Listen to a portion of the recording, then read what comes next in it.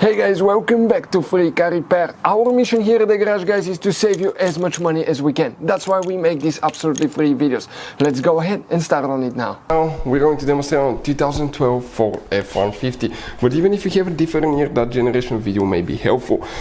Now we have, guys, two fuse boxes. Okay, this is the fuse box under the hood, right above the radiator fan. You can see that's the fuse box right there. But we don't need this one, guys. Okay, we need another fuse box that's actually inside the vehicle. We're talking about the body control module fuse box, which is located on the passenger side in the footwell under the glove box by that kick panel right here. So if you remove that cover right here on the side and you open the fuse box, it will look just like that, guys. That will be your fuse box right here.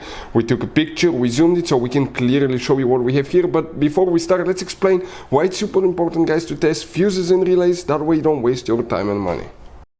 So let me explain why it's super important, guys, to test fuses. Fuses, not often you can see if they're burnt or they're good. Sometimes they may seem perfectly fine, you think it's a good fuse, you put it back in and you end up spending money and time on parts and problems that do not exist, guys, when all you had to do, test your fuse, find out it's bad, replace it, fix your problem. So we will have a video how to test a fuse, okay, different kinds of fuses, and how to test relays, guys. We're going to put the link in the description of the video below specifically to that video. Please check it out.